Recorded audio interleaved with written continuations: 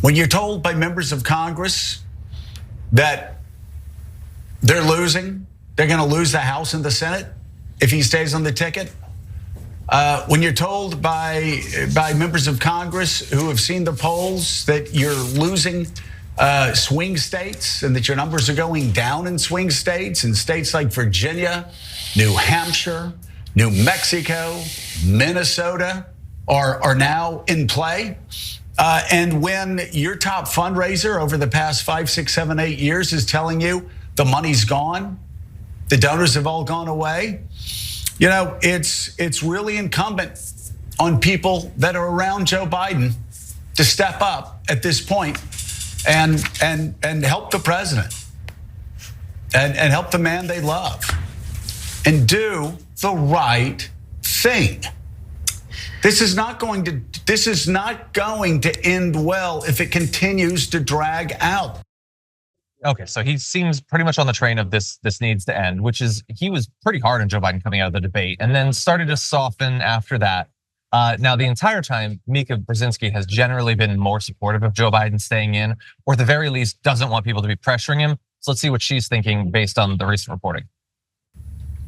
You know, it may or may not be Joe Biden. I trust Joe Biden's abilities. I also trust Nancy Pelosi's political acumen. Nobody knows politics more than her, and nobody more than Nancy Pelosi. She does not get out there without information to back it up. She doesn't take risks, and she knows her politics. She knows her numbers. I'm not personally a big fan of acumen, but I know some people like it. Yeah, I like it. We would give chili its flavor. Yeah, not a big fan. Anyway, she seems, look, she obviously, these people are never gonna be like, yeah, screw him, he's being stubborn and petty. Like, that's about as far as I assume she's gonna go. She's like, if he wants to stay in, totally support him. But hey, I also do like Nancy Pelosi and all of these other people. I'm sure she likes Schiff. I'm sure she likes like Jeffries and everything. And so, well, I don't know. I mean, that's the more establishment media. They seem to think that it's pretty likely at this point, or at least preferable. And you know, we mentioned this yesterday. I want to show you the actual poll. When you poll Democrats, what do they think? Should he step down? About 2/3 of Democrats think that Biden should withdraw. 35% of Democrats overall think that he should continue voting. Now, there is interestingly a very big racial divide in the response to that. Black Democrats are almost perfectly evenly split. But you can see the white Democrats, Hispanic Democrats, it's about 2 to 1. So what do you make of all that? I don't think you want to look at a poll that says 65% of your party wants you to withdraw. You don't want to ever do that. Yeah. And you definitely don't want to do that after. What this does is it's like, wow, people were totally willing to trust you. And then you go out when you have to start and we trust you and believe that you still had it together. And then you go out there in front of everybody.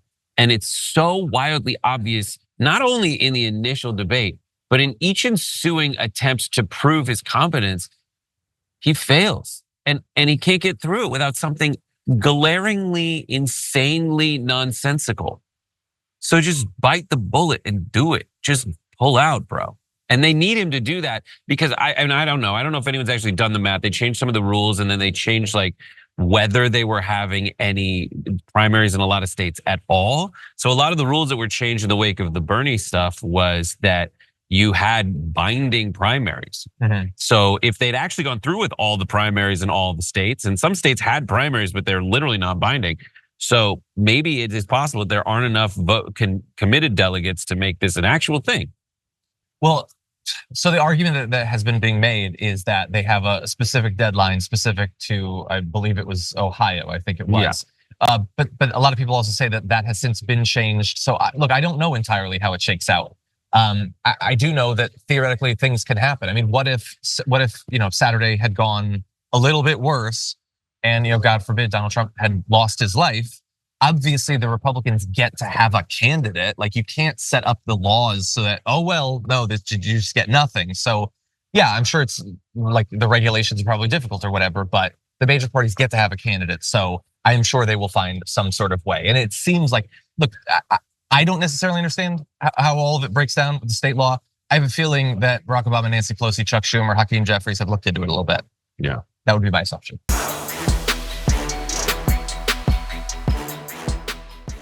When you click the join button and become a tier 2 member, you get access to all of our weekly top 10 lists. What are you waiting for?